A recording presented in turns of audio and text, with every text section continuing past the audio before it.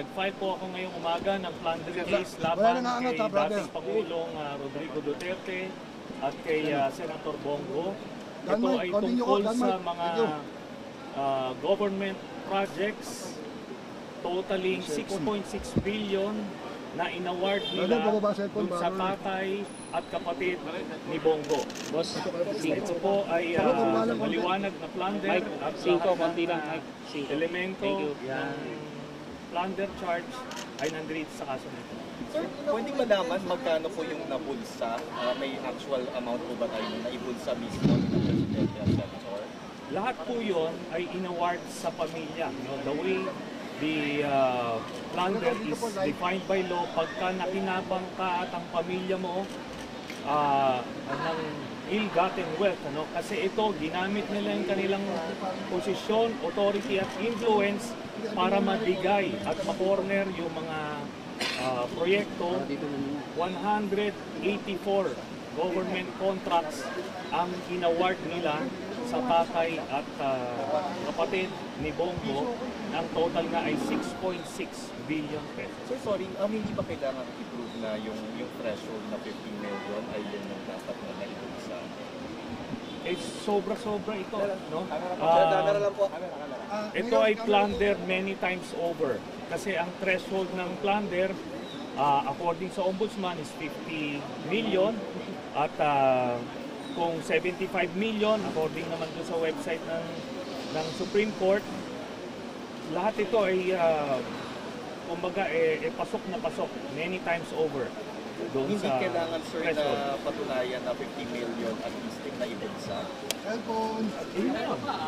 Yung 6.6 Bawat cheque na na-receive nila, yun. Diretso saan pa diretso yun? Diretso sa kanila yun, sa pamilya yun.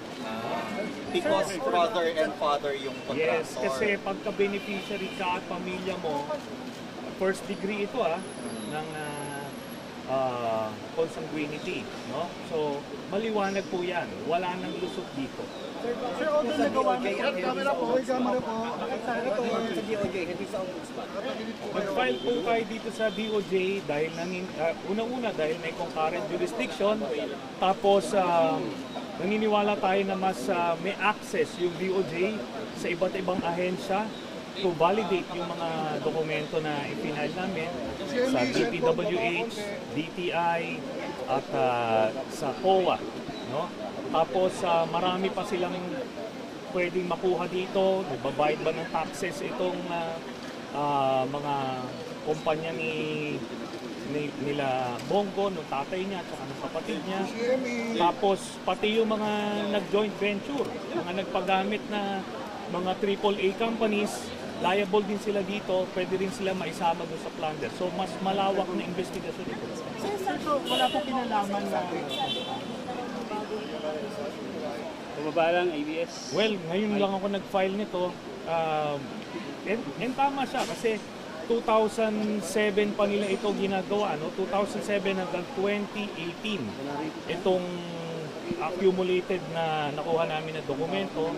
At nung panahon na presidente si Duterte, nag-increase sila ng pondo sa Davao City at 4.5 billion doon ay napunta nga doon sa tatay at kapatid ni Bongo. So plunder po ito, no? Yung iba gumagamit pa sila ng mga dami, pero ito lantaran, ginamit yung mismo mga kumpanya ng tatay at kapatid ni Bongo. So, hindi na-involve sa paggagamot ng contract? Sorry? LGU ba o si mismong president ang naggawad ng contract? Ang presidente ang nag-allocate ng additional funds sa Davao region at sila ang kumorner doon sa ground. So yun ang very definition ng plunder. Pagka ginamit mo yung authority, position at influence mo para makinabang ka at ang iyong pamilya.